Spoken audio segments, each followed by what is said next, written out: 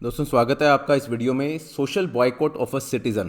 क्या आप आज के ज़माने में सोच सकते हो कि कोई सोसाइटी हमारे इंडिया में किसी एक सिटीज़न का सोशल बॉयकॉट कर दे? कलकत्ता हाई कोर्ट में इस तरह का एक मामला आया जहां पर कोर्ट ने साफ तौर पर बोला कि हमारी सिविलाइज सोसाइटी में इस तरह के सोशल बॉयकॉट का आज के टाइम में कोई भी स्थान नहीं है। क्या था ये पूरा मामला और क्या कलकत्ता हाई कोर्ट की ऑब्जर्वेशन थी, इसके बारे में इस वीडियो में डिस्कस करेंगे हम। इसमें था Shri Ranajit Mondal versus state of West Bengal and others. अभी 2023 दिसंबर की ये जजमेंट है। इसमें ब्रीफ फैक्ट्स की अगर बात करें तो यहाँ पर एक पिटिशनर थे, उनकी कोई प्रॉपर्टी थी जो कुछ वहाँ पर प्राइवेट रिस्पोंडेंट से वो उस पिटिशनर की प्रॉपर्टी में उसकी पोजेशन को डिस्टर्ब कर रहे थे। वो अपनी प्रॉपर्टी को प्रॉपरली एंजॉय नहीं कर पा रहा था।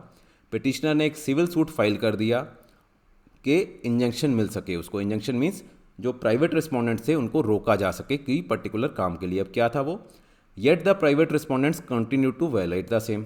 फिर भी वो प्राइवेट रिस्पोंडेंट से वो करते रहे अपना काम।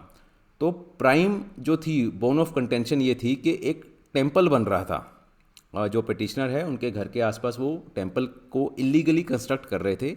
जगह नहीं थी वो टेम्पल कंस्ट्रक्शन के लिए, बट प्राइवेट रिस्पोंडेंट जो थे, आसपास के लोग होंगे, वो टेम्पल को इलीगली कंस्ट्रक्ट कर रहे थे। पिटिशनर ने बोला कि मेरी प्रॉपर्टी यहाँ पर है, मेरे घर के सामने या आसपास यहाँ पर टेम्पल जो है इस तरह से कंस्ट्रक्ट नहीं किया जाना चाहिए।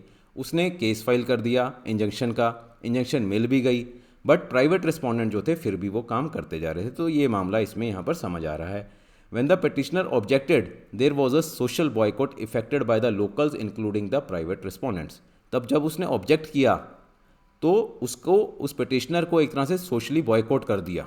लोकल जो वहाँ के आसपास के लोग थे उन्होंने बोला कि ये तो टेम्पल कंस्ट्रक्शन नहीं करने दे रहा हमें, और इस तरह की बातें करके उसको लोकली उन्होंने क्या कर दिया कि सोशली बॉयकॉट कर दें कि इससे कोई बातचीत नहीं करेगा, इससे कोई कोई किसी तरह का रिलेशन जो नहीं रखेगा।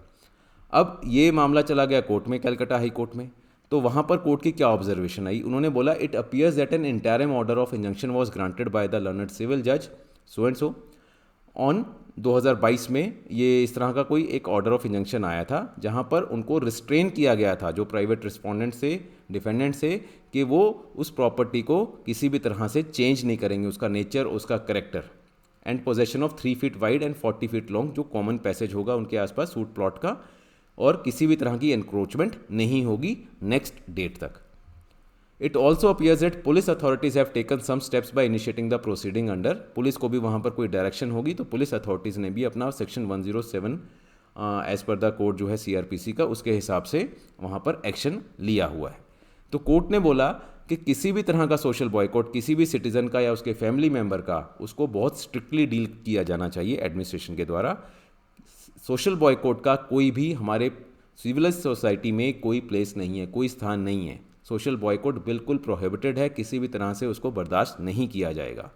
तो उन्होंने बिल्कुल क्लियर डायरेक्शन दे दी पुलिस अथॉरिटीज़ को भी कि आपको बहुत ध्यान रखना है, किसी भी तरह का कोई भी ब्रीच ना हो, कोई शांति बहाली में कहीं पर भी कोई समझौता नहीं होना चाहिए, सिविल कोर्ट का जो ऑर्डर है उसको वॉयलेशन नहीं होना चाहिए। पूरा आपको ध्यान रखना है, प्रॉपर पुलिस पेट्रोलिंग होनी चाहिए, कहीं सोशल बॉयकॉट वाली भी हरकत नहीं होनी चाहिए, और किसी भी तरह का लॉ एंड ऑर्डर की भी सिचुएशन नहीं आनी चाहिए। तो ये कलकत्ता हाई कोर्ट ने स्ट्रिक्ट गाइडलाइंस जो थी, डायरेक्शन जो थी, पुलिस को भी वहाँ पर दी।